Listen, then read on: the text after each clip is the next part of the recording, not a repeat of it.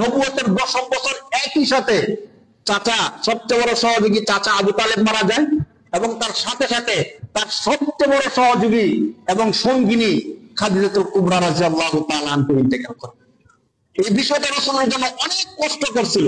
এই জন্য ইসলামের ইতিহাসে ওই বছরটাকে আমুল হুজুন, চিন্তা বা কষ্টের বছর নামে নামকরণ করা হয়েছে।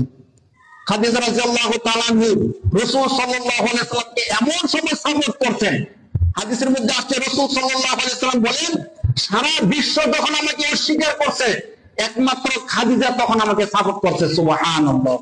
সারা বিশ্ব যখন আমাকে বঞ্চিত করছে আমার সম্পদ থেকে, আমার অধিকার থেকে, একমাত্র খাদিজা তার সমস্ত সম্পদগুলো আমার জন্য বিলিয়ে দিয়েছিল। সুবহানাল্লাহ। আপনারা জানেন রাসূলুল্লাহ সাল্লাল্লাহু আলাইহি ওয়াসাল্লামের যেখানে ওহী আসতো, যারা হজ করতেন, উমরা করতেন, ওই জায়গায় একটা সবল সুস্থ পুরুষ যেতে কত কষ্ট হয়, কিন্তু আম্মা জান খাদিজা রাদিয়াল্লাহু তাআলা আনহা রাসূল সাল্লাল্লাহু আলাইহি ওয়াসাল্লামের জন্য খানা নিয়ে কতবার সেখানে গেছেন। মানে স্বামীর কতটা ভক্ত হলে, স্বামীর জন্য কতটা দয়াময় মায়াময় হলে এই কষ্টগুলো সহ্য করতে পারে। যখন কেউ তাকে সাপোর্ট করে না, তখন খাদিজা রাদিয়াল্লাহু তাআলা আনহা সাপোর্ট করছিলেন। দেখেন খাদিজা রাদিয়াল্লাহু তাআলা আনহা ইন্তেকাল করার পরে রাসূল সাল্লাল্লাহু আলাইহি ওয়াসাল্লাম খাদিজা রাদিয়াল্লাহু তাআলা আনহার কবরে গিয়ে জিয়ারত করতেন, তার জন্য দোয়া করতেন। শুধু এতটুকু না, মানে স্বামীর ভালোবাসা স্ত্রীর জন্য কতটুকু হয়েছিল। খাদিজা রাদিয়াল্লাহু তাআলা আনহা রাসূল সাল্লাল্লাহু আলাইহি ওয়াসাল্লামকে ভালোবাসছিলেন, আল্লাহর রাসূল কতটা ভালোবাসার মর্যাদা রাখছে দেখেন। আম্মা জান আয়েশা রাদিয়াল্লাহু তাআলা আনহা বলেন, রাসূল সাল্লাল্লাহু আলাইহি ওয়াসাল্লাম যখনই কোন একটা পশু কুরবানি করতেন, এই কুরবানির গোশত থেকে একটা অংশ খাদিজা রাদিয়াল্লাহু তাআলা আনহার বান্ধবী যারা ছিল তাদের ঘরে ঘরে পৌঁছে দিতেন। সুবহানাল্লাহ। স্ত্রীকে ভালোবাসে, এই জন্য স্ত্রীর পরে স্ত্রীর বান্ধবী যারা ছিল তাদের ঘরে ঘরে গোশত পৌঁছে দিত, স্ত্রীর ভালোবাসা সম্মান রক্ষার্থে। সুবহানাল্লাহ। আমাদের দেশের স্ত্রীরা, আল্লাহ তাআলা মাফ করুন, ভালো মন্দ সবকিছু মিলে আছে, কিন্তু কোন কোন স্ত্রী এমন আছে, যদি কোনোভাবে স্বামীকে একটু সাপোর্ট করতে পারে, টাকা পয়সা দিতে পারে, তখন স্বামীর কথা আর চলে না।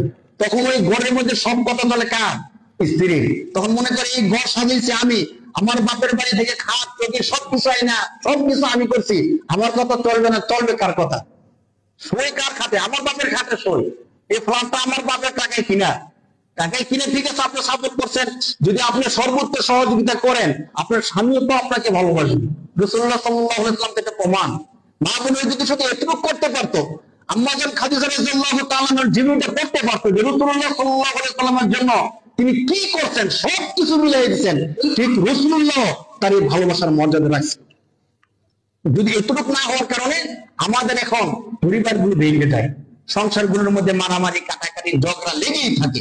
হয়তো স্বামী স্ত্রীকে সাপোর্ট দেয় না, অথবা স্ত্রী কোনোভাবে সাপোর্ট দিলে স্বামীকে আর পাত্তা দেয় না, এমন হওয়া শুরু করে দেয় আমাদের সমাজের মধ্যে।